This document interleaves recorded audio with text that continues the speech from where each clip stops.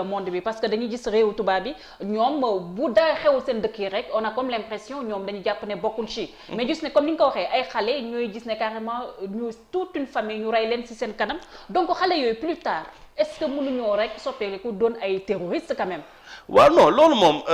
loolu dafay développer ci nit li ñuy naan ressentiment. moo tax mu doy waar parce que tey xale bi nga xamante ni dafay juddu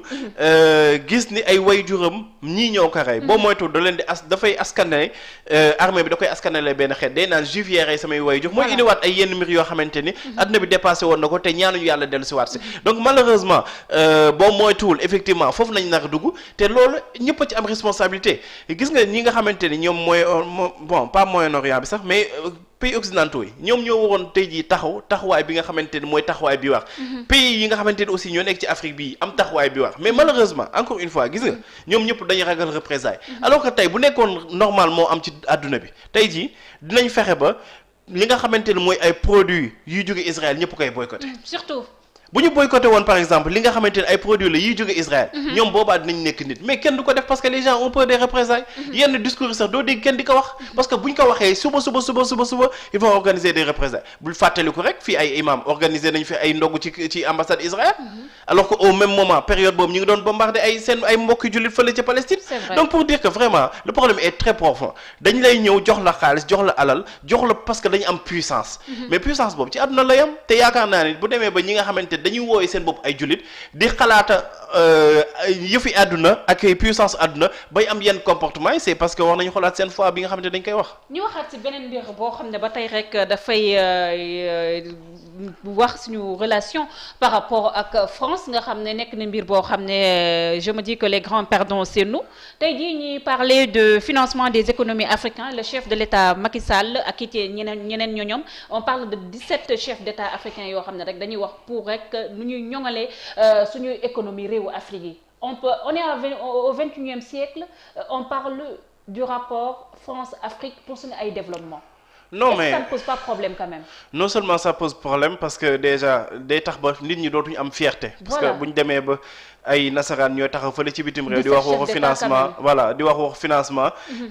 di xalaat Afrique nañ leen financer alors que ñoom en réalité Afrique mooy financer Europe. tey ñoom amuñu lenn loo xamante ni am nañ ko ba ñu leen koy envier ñun au contraire ñun ñoo am ay ressources naturelles ñun ñoo am sax ressources humaines ñun ñoo am population bu jeune. donc malheureusement ñun leen kese nañu amul. te ñoom ñu am ko mooy dirigeant njiit yu am fulla ak fayda ñoom dañuy fexe ba li nga xamante ne moom mooy seen ay intérêt ñii am ku leen koy sàmmal mais ñun au niveau de l'Afrique ñun ñooy jël ñoo xamante ni vraiment matuñu li ñu doon wala nanguwuñu affirmer aussi li nga xamante ne moo war a doon intérêt askan bi mais ñëw ay intérêt particulier nañu am lan moo c'est-à-dire nga toog Sénégal boo xamante ni ñu leen am nga or am nga zircon am nga soleil am nga ay tool am nga ndox am nga lépp pour te développer ay nit taxaw fële dina naan financement on en a pas besoin lan moo tax tey jii ba entreprise française yi nga xamante ne ñoom ñoo nekk ici au Sénégal bu ñu demee ba commencé di daanu fële ci Europe fii lañ leen di indi lan moo tax tey jii économie française di commencé di jug ndax lan parce que Sénégal lu ñuy jël ci ay grands chantiers yëpp bu dee matière esca bu nekkee Gérasène ak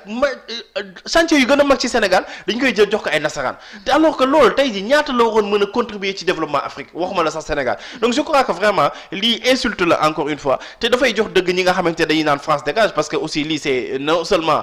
saaga la parce que tey jii njàpp doo toog sa kër man ma toog fële ci beneen koñ bi bokkuñ sax koñ ma lay naan dam lay xalaatal nan ngay amee dépense suba ginnaaw suba alors que yow yaa may jox dépense yaa may jox lekk yow yaa may jox naan donc vraiment il faut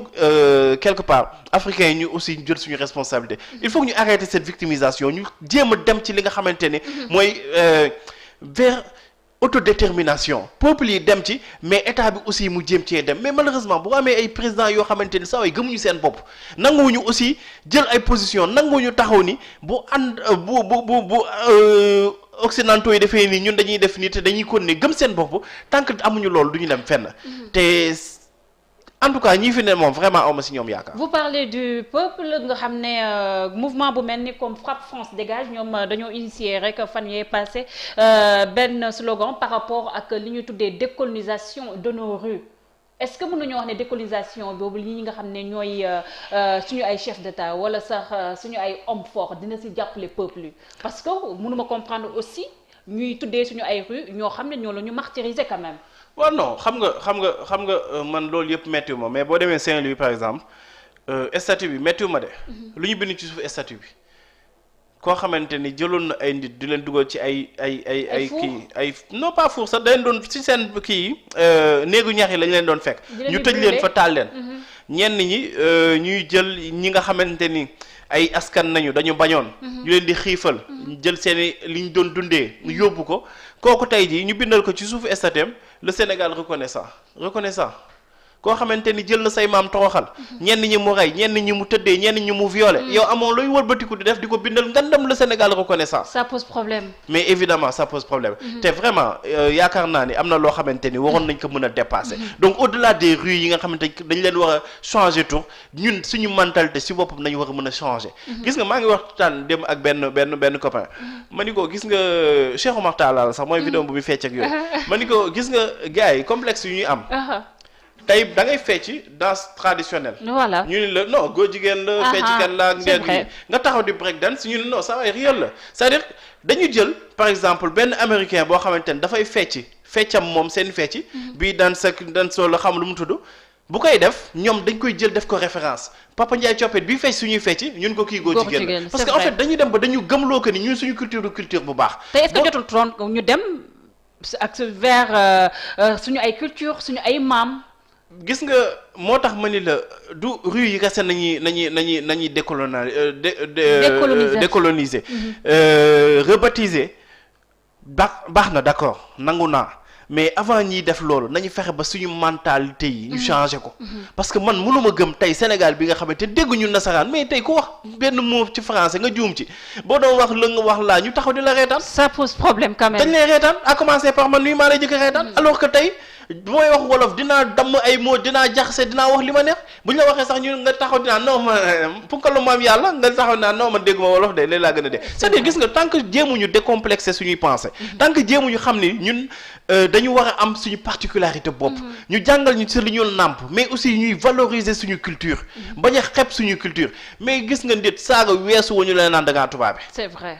tubaab bi nga xamante ne moo doon jël say maam ñenn ñi mu jàpp jaam ñenn mu tëddee ñenn ñi mu def mu rey ci tëmbal ci géej gee ñu lay naan da ngay ñëwoon moom. dañuy mélanger ça civilisé ak tubaab mais c'est ça parce que yaakaar nañu ni civilisation tubaab kese la te dañuy jox dëgg ñi nga xamante ne dañ ñëwoon Afrique daan Afrique est un continent à culture. donc vraiment il faut que ñu delluwaat ci li nga xamante ne mooy liggéey bu Cheikh Anta Diop tàmbali woon te mënu ko woon yeggale. parce que amoon na ay traître jamono jooju te traître yooyu tey jii ñoom ñooy wéyal di def li nga xamante ne mooy traîtrise di gëmloo nit ñi que ni il faut. ngay làkk nasaraan il faut ngay waxee ne nag il faut nga am yenn comportement yi pour nga mën a prétendre nekk nit koo xamante ni nit ku moderne modernité nag ak nekk nit ñaari mbir lu wute la te modernité bi ñu fenn que ni modernité da nga war a sol yére tubaab wala da nga war a sol lii wala da nga war a sol la donc vraiment nañu jéem a xool nan nañuy déconstruire déjà li nga xamante ne ay idées reçues la nekk suñu bopp buñ si yeggee rek bu ñu changer rue yi boobaa jarul sax ñuy changer rue parce que rue bi man je suis pour que rue bu ñu tuddee par exemple André Pétavin ci suuf ñu bindal ko lépp lu mu def comme crime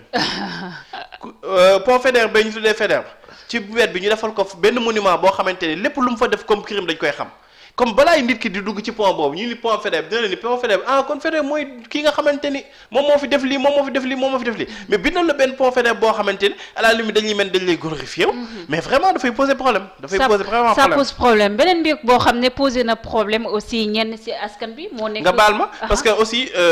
comme parenthèse la rek